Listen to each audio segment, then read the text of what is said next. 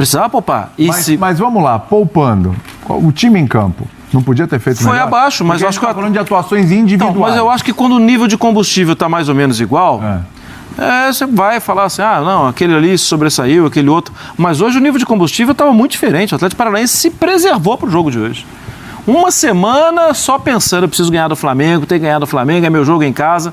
A gente está desprezando que o Atlético Paranaense não tinha vencido ainda no campeonato e que precisa vencer. A gente está desprezando a dificuldade que é jogar lá.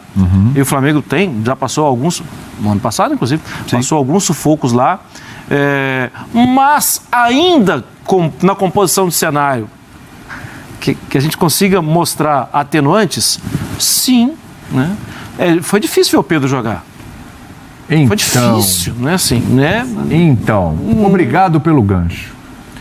O gancho é do Fluminense. Não, é Ganso. Ganso, aqui Paulo Henrique Ganso, que jogou hoje, inclusive, na derrota do Fluminense para o Inter. Pedro. Pessoal que cobra o Pedro, cobra o Paulo Souza, de escalar o Pedro. Pedro teve até então 34 minutos com o Paulo Souza. Foi. Hoje, o tempo todo. Teve o tempo que quis. O pessoal que cobra a presença do Pedro hoje entendeu por que ele não é titular? Eu acho que foi um jogo diferente para ele. Eu até, essa coisa das atuações individuais, estou muito atento a isso porque dei as notas para a Bola de Prata. Isso. E eu acho que o problema não foi especificamente individual, foi o coletivo que não funciona, que de resto é o que a gente cobra do Flamengo há muito tempo. Tá. O Pedro até nem achei uma das piores atuações, tentava ali, tentava se mexer, coisa que é muito cobrada dele, né? Mas realmente ele não fez o que se espera. Ele foi abaixo dele mesmo. E acho que hoje nem poderia fazer, porque houve problemas outros, né? Você pega o Lázaro e o Marinho, eles jogaram muito tempo ali trocados, onde não se sentem à vontade. Paulo Souza demorou para mexer nisso. Em termos de notas, já que a gente falou de atuação individual, uma das maiores notas que eu dei foi para o Carille, porque a gente dá nota para técnico. Eu acho que mais do que ter eventualmente faltado Paulo Souza, hoje sobrou Carille. Hoje é o jeito do Carille jogar. Ele está moldando esse time do Atlético com o que ele já mostrou de melhor. Essa questão de não dar espaço para o adversário, de uma marcação que incomode, de ser também muito atento nas saídas de bola, porque o Atlético ganhou com um gol de pênalti que na hora eu achei muito mais que tinha sido do que... Cada vez que eu vejo, eu acho que é menos pênalti, mas não foi só isso. Para mim não foi. Não foi só isso. O Terans, que foi para quem eu dei a melhor nota, jogou muito. Enfiou bolas ali que poderiam ter deixado o Atlético na condição de um segundo gol. Então hoje, mais do que em outras vezes que a gente cobra o Flamengo, às vezes individualmente, às vezes coletivamente, e hoje eu estou colocando o coletivo acima mesmo do individual, eu acho que coletivamente a coisa não funcionou e prejudicou, por exemplo, o Pedro, a bola não chegando nele. Hoje eu vejo muito mérito, também pelo que o Marra falou, né, pela preparação atleticana para esse jogo, muito mérito do adversário. Hoje foi um adversário daqueles de complicar a vida do Flamengo. E precisava jogar, né? O Atlético Paranaense precisava jogar. Porque a gente fala muito isso, por exemplo, do Palmeiras, né? Dos pontos que o Palmeiras perdeu. A situação do Atlético era semelhante, era pior. O Atlético era um dos zerados nesse campeonato. Sim. Agora só tem o Fortaleza, mas o Fortaleza é um caso à parte porque joga menos. Agora nem vai jogar com o Ceará. Só 1º de maio. Né? Mas o Atlético precisava muito dessa vitória e fez por onde consegui-la. E o Pedro é um jogador que precisa estar em movimentação constante. É o cara que tem que ter continuidade. Dia desses discutimos aqui, né? Discutimos nós aqui, eu estava em casa acompanhando. E quando eu fico em casa, às vezes, vou contar para vocês aí, ó, é meia-noite, carnaval, tá? Às vezes eu fico em casa, eu corneto os caras que estão no ar. Eu falo, tá ali, aquele ali. Corneto os nossos, inclusive. É isso que eu tô falando, é os nossos.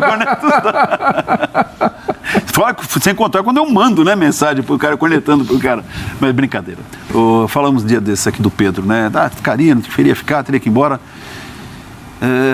Daqui a um tempo eu acho que vai ter de ter uma definição em torno dele. O Pedro é aquele cara que precisa estar em atividade. Eu sou dirigente, é uma outra história. Como eu não sou, é fácil dar opinião, né? Mas quando passou aí, teve oferta pelo Pedro, eu que não sou dirigente, eu venderia, né? Mas o dirigente eu sei como que bate na cabeça dele. Fala, bom, primeiro, o Flamengo não precisa de grana. Sim. Segundo, vai que eu reforço um adversário. Era o Palmeiras, o rapaz explode no time adversário. Como é que eu vou ficar? É a cobrança da torcida. Mas o Pedro, daqui a um tempo, acho que ele mesmo vai pedir uma definição, porque é o jogador que precisa ter movimentação. E o Paulo Souza já deu a entender que, a não ser em alguns momentos, muito mesmo necessários, vão jogar Pedro e Gabigol. E se a gente não vai discutir que o Gabigol é o titular indiscutível desse time do Flamengo, né? E é nisso que vocês também ressaltaram. Hoje, além dele estar meio enferrujado, modo de dizer, né? Tem atuado pouco, o time não foi bem. Então, eu fiquei curioso quando o dirigente Antero falou que talvez vendesse. E o dirigente Antero do outro clube compraria naquela ocasião? Com aquela grana toda? Não. Também não. Eu ia tirar do bolso. Também é muito dinheiro. Era um pouco aquela coisa do desespero de que dá uma resposta para a torcida. Porque a gente está falando de um outro Pedro, né? Era um Pedro que justamente todo mundo reivindicava porque ele tinha poucos minutos e fazia muito com aquele pouco que davam para ele. Ele entrava e metia gol. E ele era um injustiçado. Mas depois a gente está percebendo que hoje ele precisa de continuidade. Então, mas por que mudou? Essa é a questão. Por que tínhamos aquele Pedro, muito bem lembrado aqui pelo professor, dava 5 minutos por Pedro, ele ia lá, metia 11, deixasse fazer ele era o outsider, era aquele que está por fora, entra, vai lá, passou a ter um peso, uma responsabilidade maior. Talvez. Assim, esse cara aqui resolve. Aí talvez. Agora, o Pedro teve 2 situações extra-campo na vida dele, assim, que... Olimpíada, que ele queria ter ido, né? Ele já não tinha ido para outra porque se lesionou, foi uma frustração. E nessa não foi porque o Flamengo não liberou. E o Flamengo, ok, como clube está no direito, eu não estou nem criticando, estou falando de uma situação, né, de expectativa do jogador não foi. Ele precisava e tal. Aí vem essa história do Palmeiras. Ele seria titular no Palmeiras muito possivelmente, não sei também, enfim, mas possivelmente seria titular. Não, seria contratado para ser titular. Para ser titular. Você não vai, seria você depois vai é outro papo. Grana mas violenta para trazer o Pedro, isso é uma opção. Não é só para fazer somar. Ele vinha para o lugar do Luiz Adriano. Exatamente. Aquele antigo lugar do Luiz Adriano. Exatamente. No time titular antigo. Será que essas coisas mexeram, dá aquela... E aí entra um treinador que deu pouca minutagem para ele, criou uma expectativa de que ia dar mais minutagem, deu menos tempo para ele em campo. Será que tudo isso mexe, Mário Marra? Pode ser. Pode mexer, eu acho que... Mas eu não tenho essa resposta. Claro. Assim. Eu acho que... A impressão bola é pra que frente. O problema está mais com o Pedro ou o problema está mais com um esquema, uma situação? A alegação é legal o Paulo Souza que ele fala o porquê. Sim. Ele não fica com muitos rodeios. Ele fala assim, olha, eu quero mais movimentação. Ele cobra o porquê, né? E aí, mais movimentação? Você tem coragem de falar que ele está errado? Se o Pedro tiver mais movimentação, vai ser bom para o Pedro. Vai ser bom para o Pedro. Acho que ele não evoluiu nisso, porque essa cobrança da movimentação já foi lá atrás na chegada. Ele já falou, é um jogador um pouco estático, ele até falou isso, né? E tal. Não é, mas para você dar movimentação, para o que ele tem que mostrar no treino essa movimentação e aí vai para o jogo? E ele vai ter que fazer, sim. Então, se ele tiver mais movimentação, se ele buscar mais mobilidade, tudo, vai ser bom para o Paulo Souza, vai ser bom talvez para o Tite, vai ser bom se ele sair do Brasil de novo, se ele tiver uma outra oportunidade, vai ser bom para o próximo técnico, resumindo, vai ser bom para ele. Pênalti polêmico. Segundo o Paulo Souza, então foi tudo bem. Eu achei que não foi pênalti. Então, mas eu acho que o Paulo Souza, a visão do campo... Porque eu, por exemplo, estava super tranquilo em relação a esse pênalti. Na hora do jogo, não vi contestação nenhuma. Aí, fui na casa do meu pai, meu irmão falou assim, puxa, mas você achou que foi pênalti? Eu falei, você acha que não foi? Não, não foi. Aí fui ver de novo, cada vez que eu vejo, eu acho que é menos. Como o Paulo Souza tinha a impressão de campo, de momento... Eu acho que é o tipo de pênalti que talvez, ao ver na televisão, ele Na sua casa você achou uma coisa, na casa do seu pai você começou a achar outra, você chegou aqui já pensando de forma completamente diferente. Cada vez menos. E quanto mais... Deve ter sido na casa do Carilli, por exemplo. Sabe que os caras... Casa do Carilli é perigoso. É pênalti, né? Aí, lá foi pênalti. Tem o Milton também, né? Casa do Carilli... Claro, a família dele considerou que foi família pênalti. do Carilli. Não foi? Oi, claro. E tem aquele amigo do Antero, que é o Milton. Milton. Não, eu tô falando do treinador mesmo. Do treinador. Foi pênalti ou não foi, Mário Marra, pelo amor de Deus? Salva. Eu também acho que não foi, não.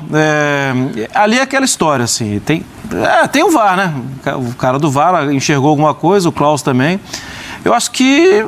Eu não consigo ver o Isla batendo ali. Eu acho que se bateu, se encostou, Aí vai ter o tombo e ali, assim, na velocidade, mas eu não consigo ver. Eu acho que ele caiu. E aí, o Antelito? Eu tô com o Zelt, assim, cada vez que eu vejo, fica com menos impressão.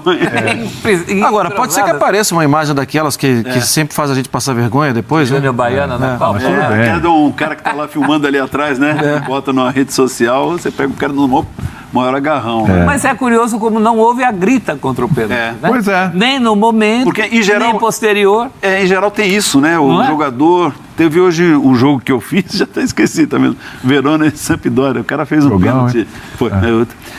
Empate, né, Theo? Hã? Empate. Foi 1-1. Não é jogo ruim, vai. Ah. A gente fala que não tem erro, não. Durante a transmissão mesmo a gente falou. Mas, assim, foi um pênalti para a Sampdoria, feito pelo Gunther. É um pênalti que você olha e fala meio estranho, mas o cara baixou a cabeça, saiu. E já é um sinal, né? Que o cara fala, não, eu fiz uma bobagem. Porque quando não é mesmo, você vê que jogador, tirando aquela de cara, sempre faz um pouco de pressão no árbitro, mas quando é aquela coisa injusta, que você vê que os jogadores vão... Indignado, né? Quando quer ficar quietinho, que ele fala assim, eu acho que eu fiz. O Isla ameaça reclamar, mas pouco, né? Muito Reclama, pouco. Não fez Mas aquele acho que aí barulho também é o todo, não, perfil hein? do Klaus, que não permite muito, né? Assim, aí o cara já baixa a cabeça. Bota ordem no barraco, né? O prof, pra gente fechar o Flamengo e pro Galo, ele falou ali na coletiva, o Paulo Souza, que o empate seria o mais justo. No jogo passado, o Paulo Souza empatou com o Palmeiras e disse que o mais justo seria o Flamengo ganhar. Agora ele perde e diz que o mais justo seria empatar. Pra na hora ele dar mais resultado e menos releitura. Menos releitura. Ele tem razão ou mais ou menos? Mais ou menos.